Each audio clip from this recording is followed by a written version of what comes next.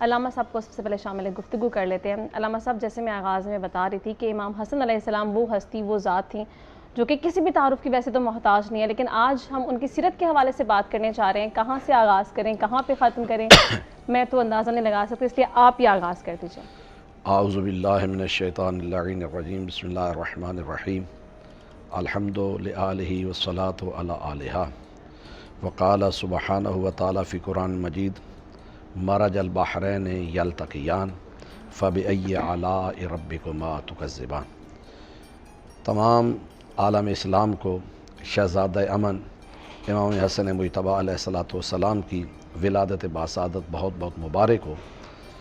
اور امام حسن علیہ السلام کی آمد یقیناً سید الانبیاء حضور اکرم صلی اللہ علیہ وسلم کے گھر میں یہ پہلی خوشی ہے۔ جی۔ اور وہ لوگ جو رسول خدا صلی اللہ علیہ وآلہ وسلم کو ابتر ہونے کا طعنہ دیتے تھے اور انا اعطیناک الکوثر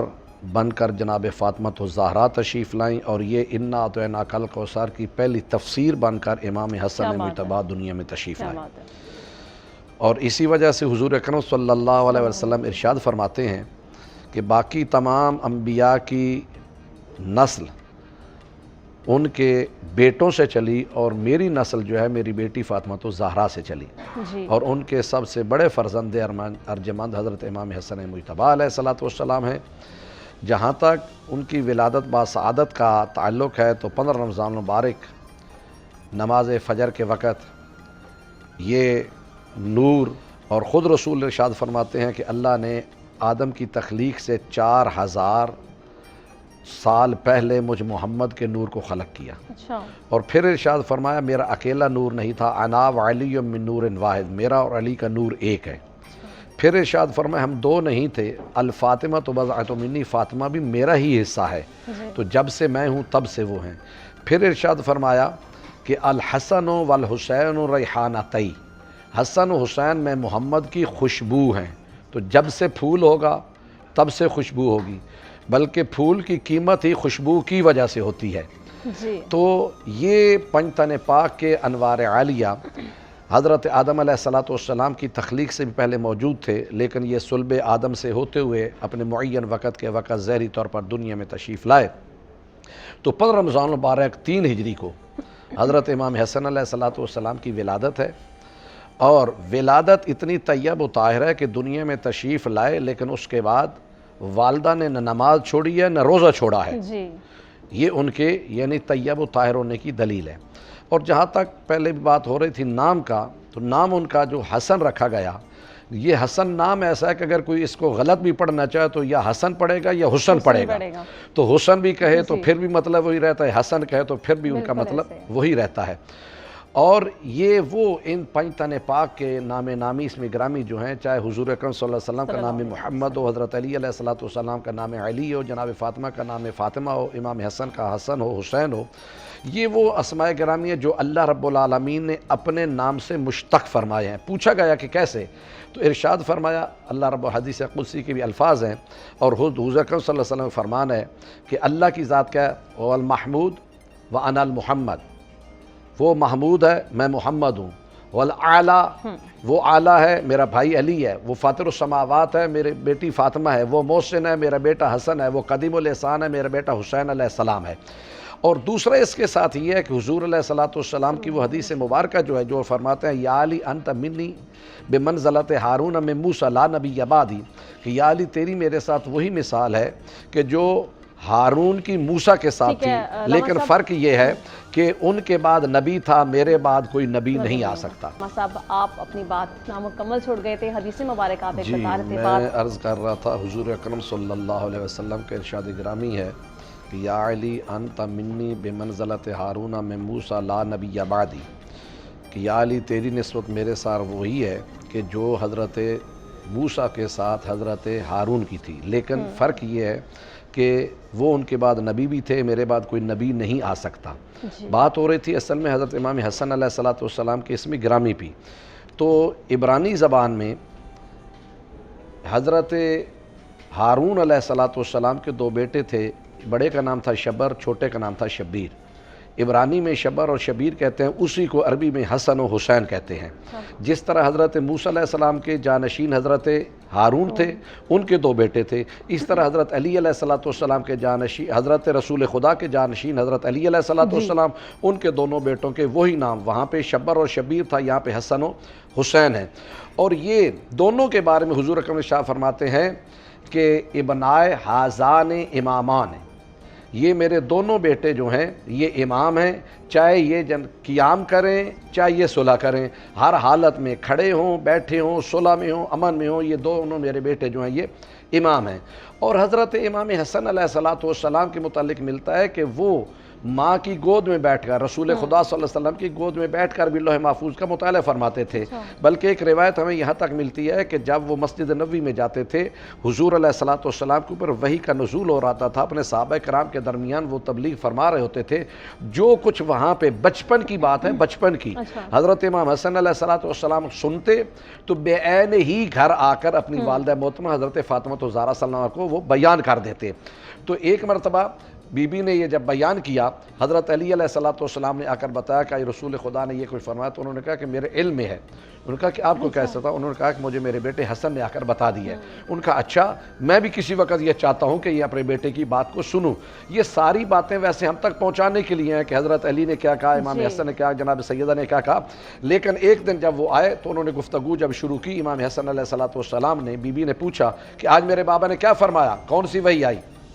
وہ حالات بتانے لگے، وہ وحی کا ذکر کرنے لگے، تو زبان میں تھوڑی سی نا لکنت آ گئی، جیسے پہلے روانی ہوتی تھی ایسی نہیں تھی۔ تو حضرت امام حسن عرض کرتے ہیں کہ والدہ جان، آج لگتا ہے کہ کہیں میرے سے کوئی میرا بڑا سردار میری گفتگو کو سن رہا ہے، یا پردے کے پیچھے سے مولا علی علیہ السلام ہے۔ انہوں نے بیٹے سے محبت سے بوسہ لیا اور انہوں نے کہا کہ واقعی ایسی بات ہے۔ تو مطلب عرض کرنے کا ہے کہ یہ بچپن میں بھی اپنے نانا سے ویسے ہی حاصل کر کے لوگوں تک پہنچاتے تھے، اور یقیناً ارشاد گرامی جو ہے الامام اماما ولو کان صبیا، امام ہوتا ہے چاہے وہ ماں کی گود میں کیوں نہ ہو۔ علامہ صاحب آپ کو بھی شامل گفتگو کر رہے تھے، جیسے ابھی مفتی صاحب نے بڑی اچھی گفتگو کی، آپ یہ بتا دیجئے، جیسے ہم نے اس سے پہلے بھی سخاوت کے اوپر بڑا ڈیٹیلڈ اس پہ گفتگو کی تھی، سخاوت کے حوالے سے امام حسن علیہ السلام کا کیا کردار رہا، اور علم کے حوالے سے وہ علم کا سمندر جو انہیں عطا کیا گیا تھا، اس سے کیسے ہم سب بھی فیضیاب ہو سکتے ہیں؟ سخاوت کے متعلق جیسا کہ ابھی ذکر مفتی صاحب نے کیا، اور اس کے علاوہ یہ ہے کہ مدینہ النبی میں حضرت امام حسن علیہ السلام کا دسترخوان ہمیشہ چلتا تھا، اور امام حسن مجتبی علیہ السلام کے دسترخوان کی آج بھی روایات میں ملتا ہے کہ کسی کو رزق کی کمی ہو تو ان کے دسترخوان کی وہ جناب علی منت مان کر اگر کرے تو خداوند متعال اس کے رزق میں اضافہ فرمائے گا۔ بلکہ ایک شخص امام حسن علیہ السلام کے دسترخوان پر آیا تو وہ کھانا تناول فرما رہا ہے، ایک لقمہ کھاتا ہے اور ایک اپنے کھیسے میں ڈالتا ہے۔ جب امام علیہ السلام کی نظر پڑی، امام ارشاد فرماتے ہیں کہ تو پیٹ بھر کے جتنا سیر ہو کے کھانا چاہتا ہے کھا لے، اور بچوں کے لیے اپنے گھر میں اہل و عیال کے لیے لے جانا چاہتا ہے تو بعد میں وہ بھی جتنا ضرورت لے جانا۔ وہ کہتا ہے میں اپنے اہل و عیال کے لیے نہیں، ابھی میں باہر دیکھ کر آیا تھا کہ ایک شخص ہے کہ جو کی ٹوٹی روٹی گھٹنوں سے توڑ کے کھا رہا تھا، تو میں اس کے لیے لے کے جانا چاہتا ہوں۔ امام حسن مجتبی علیہ السلام ارشاد فرماتے ہیں وہ کوئی اور نہیں ہے، وہ میرا بابا علی ہے، یہ انہی کا تو دسترخوان ہے، لیکن وہ خدا کی رضا کے لیے اپنی زندگی اس طرح گزار رہے ہیں، اور یہ سب کچھ کیا تھا ان کا ہی ہے۔ تو یقیناً امام علیہ السلام کی سخاوت، بلکہ ایک روایت میں تو یہاں تک ملتا ہے کہ مدینے میں امام علیہ السلام کے گھر کے اوپر ایک روشنی چڑھاتی۔ یہ عرب کا دستور تھا کہ جو کوئی بھوکا آتا تھا تو وہ دیکھتا تھا کس کے گھر کے اوپر روشنی جل رہی ہے، وہ وہیں پہ آتا تھا، اور اس کے لیے امام حسن علیہ السلام کا گھر ہر وقت جو ہے ان کا مولا کا دسترخوان چلتا رہتا۔ لیکن اس کے ساتھ ساتھ جو بات ہے علم کی، علم کے متعلق ایک شخص امام حضرت علی علیہ السلام کے پاس آیا۔ جب مولا نے اس کو دیکھا تو امام ارشاد فرماتے ہیں کہ تو جو ہے، اس نے کہا جی میں آپ کی ریت ہوں اور آپ کے شہر کا رہنے والا ہوں۔ امام ارشاد فرماتے ہیں ریت تو میری سے ہے، لیکن میرے شہر کے رہنے والا نہیں ہے، تو کسی اور شہر سے آیا ہے۔ بال اس نے بتایا کہ کہ مجھے شاہ روم نے کسی کے پاس بھیجا تھا سوال کچھ پوچھنے کے لیے، میں پہلے حاکم شام کے پاس گیا، وہاں سے سوالوں کے جواب نہیں ملے تو میں آپ کے پاس آیا ہوں۔ امام علیہ السلام ارشاد فرماتے ہیں بجائے اس کے کہ میں اس کے جواب میں دوں یا یہ میرے بیٹا حسن آپ کو جواب دے، بچپن کا دور ہے، جی تو اس نے کہا جی مجھے تو سوالوں کے جواب چاہیے۔ تو وہ چند سوال تھے جن میں سے ایک دو کا میں اشارہ کرتا ہوں۔ اس نے پوچھا جی پہلا سوال میرا یہ ہے کہ مجھے یہ بتایا جائے کہ حق اور باطل میں کتنا فرق ہے۔ دوسرا سوال میرا یہ ہے کہ زمین و آسمان میں فرق کتنا فاصلہ ہے۔ تیسرا ہے مشرق و مغرب میں کتنا فاصلہ ہے۔ اور چوتھا میرا یہ سوال ہے کہ وہ 10 چیزیں کون سی ہیں جو ایک سے زیادہ دوسرے کے اوپر سخت ہیں۔ امام علیہ السلام ارشاد فرماتے ہیں کہ سن، جو حق و باطل کے فرمایا 4 انگلیوں کا فاصلہ ہے، جو آنکھ کے ساتھ دیکھے وہ حق ہوگا، جو کان سے سنے گا وہ باطل ہو سکتا ہے۔ اور فرمایا کہ زمین اور آسمان کے درمیان مظلوم کی ایک آہ کا فاصلہ ہے، اور دوسرا اس کے ساتھ آنکھ کے جھپکنے کا فاصلہ ہے۔ مشرق و مغرب کے درمیان فرمایا کہ سورج کی ایک دن کے طے کرنے کا فاصلہ ہے، مشرق سے نکلتا ہے مغرب میں غروب ہو جاتا ہے۔ اور جو 10 چیزیں ایک دوسرے سخت ہیں، ارشاد فرمایا سب سے زیادہ سخت چیز دنیا میں ہے پتھر،